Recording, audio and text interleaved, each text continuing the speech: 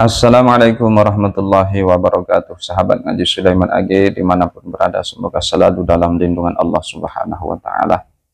Kita lanjutkan ngaji kitab Syama'ilul Muhammadiyah sampai di hadis yang kedua ya. Sekarang kita lanjutkan di hadis yang ketiga. Bismillahirrahmanirrahim. Haddatsana Muhammad bin Bashar yakni al-Abdiyah. Qala Muhammad haddatsana Muhammad bin Ja'far qala haddatsana Syu'bah an Abi Ishaq qala sami'tu Al-Barra bin Azib yaqul. Syu'bah mengatakan, saya pernah mendengarkan Al-Barra bin Azib mengatakan, kana Rasulullah sallallahu alaihi wasallam rajulan marbu'an. Kata Barra bin Azib, Rasulullah Shallallahu Alaihi Wasallam itu adalah rajulan marbu'an, seorang laki-laki yang perawakannya itu sedang, sangat ideal. Baginda Nabi itu sangat ideal. Ba'idama bainal mankibaihi, kedua pundaknya bidak, jadi lebar, kelihatan apa itu ya, semacam kekar lah, bisa dikatakan begitu. Tidak kecil, kedua pundaknya itu kelihatan gagah sekali. Bidak azimal jummati ila syamhati udunaihi, kang ageh rambut te tumeka pundake, berarti rambutnya tebal sampai di pundak. Mungkin kalau di bagian belakangnya memang sampai pundak. Kemudian ila syahmati udhunaihi, kalau di bagiannya depannya sampai terurai di bagian daun telinga. Jadi begitu ya. Di rapi, panjangnya terurai sampai kedua pundaknya. Jadi, lebat di bagian agak depannya terurai sampai telinga. Nah, gitu rambut baginda Nabi. Alaihi hullatun hamra, beliau pernah menggunakan pakaian berwarna merah. Ya, bagi sahabat Ngaji Sulaiman AG, bolehlah sesekali pakai warna merah, menggunakan pakaian warna merah, ittiba pada baginda Nabi. Karena pakaian Nabi pernah ada yang merah. Ma ra'aitu syai'an qattu ahsana minhu, kata Barra bin Azib, saya tidak pernah melihat seseorang lebih tampan dari baginda Nabi Muhammad sallallahu alaihi wasallam. Sama sekali tidak pernah melihat syai'an qattu, babar pisan, sama sekali tidak ada. Jadi bisa dibayangkan kesempurnaan fisik dan ketampanan baginda Nabi Muhammad SAW itu belum ada yang menandingi, belum ada yang melebihi. Hadis yang ketiga.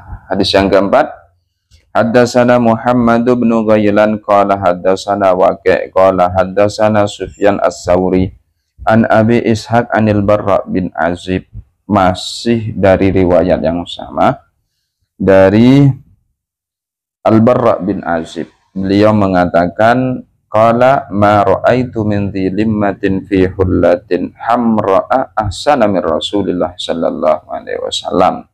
Kata beliau, Al-Barra bin Azib, saya tidak pernah melihat seseorang yang memiliki rambut sampai pundaknya dengan menggunakan pakaian warna merah lebih indah, lebih tampan, lebih ganteng daripada baginda Nabi Muhammad sallallahu alaihi wasallam. Jadi memang jangan dicari ya, mulai dari zaman baginda Nabi sampai sekarang tentunya. Jangan dicari persamaannya, tidak akan kita dapat. Lahu sya'run yadribu mankibaihi, beliau memiliki rambut yang sampai terurai di kedua pundaknya. ba'ida ma bainan mankibayhi, kedua pundaknya bidak lebar, lam yakun bil qasir wala bit tawil, tidak tidak tinggi, wala bit tawil dan juga tidak, lam yakun bil qasir tidak pendek juga tidak tinggi. Itulah baginda Nabi, ideal pokoknya. Bahkan kalau ada penyampaian dari para guru, beliau itu selalu bisa terlihat sesuai kalau bersama dengan orang-orang itu kelihatan sama rata ketinggiannya, terus pendeknya baginda Nabi itu sedang pokoknya ya.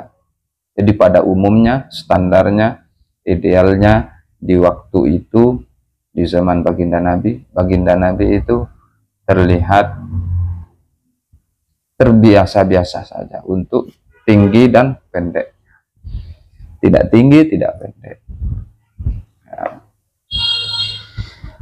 Yang kelima, haddatsana Muhammad bin Ismail qala haddatsana Abu Nuaim qala haddatsana Al-Mas'ud an Utsman bin Muslim bin Hurmus an Nafi' bin Jubair bin Mut'im an Ali bin Abi Thalib, dari sahabat Ali bin Abi Thalib.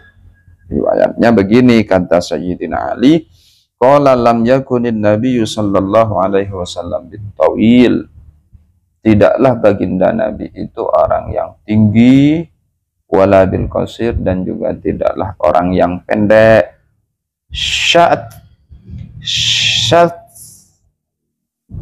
Syathnul kaffaini wal qadamaini, ini yang belum ada dari keterangan sebelumnya.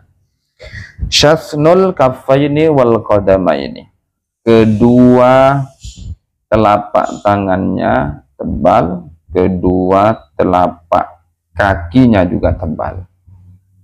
Nah, jadi kulitnya itu tidak tipis seperti pada umumnya orang-orang. Dari bawaannya baginda Nabi lahir tentunya kan begitu, bukan karena sesuatu yang baru datang. Kalau sama seperti para petani misalkan ya, bisa jadi itu tangannya tebal karena kerja keras, karena kerja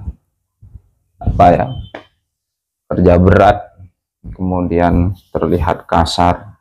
Nah, ini baginda Nabi ini tidak begitu ya, tidak tebal, tidak kasar, diakibatkan oleh sesuatu hal lain. Oh, masih ada lanjutannya ya, masih ada lanjutannya. Dhakhmur ra'si, yang memiliki kepala besar. Ya tentu jangan dibayangkan tidak seimbang dengan badannya. Tetap di besarnya itu dalam kata ideal tadi itu. Karena yang menjadi intinya adalah di riwayat sebelumnya itu adalah rajulan marbu'an. Rajulan marbu'an, seorang laki-laki yang ideal. Dhakhmul karodisi, dhakhmul karodisi, kalau tadi dhakhmul ra'si, kepala beliau itu besar, kemudian dhakhmul karodisi, tulang kepalanya juga besar, menunjukkan itu biasa orang-orang yang memiliki fatonah, kecerdasan. Tawilul masrubati, yang memiliki bulu dada panjang. Baginda Nabi itu ada bulu dadanya, bulu dadanya agak panjang. Nah, itu kalau laki-laki punya bulu dada itu kan memang keren gitu ya. Kalau saya nggak ada, guys.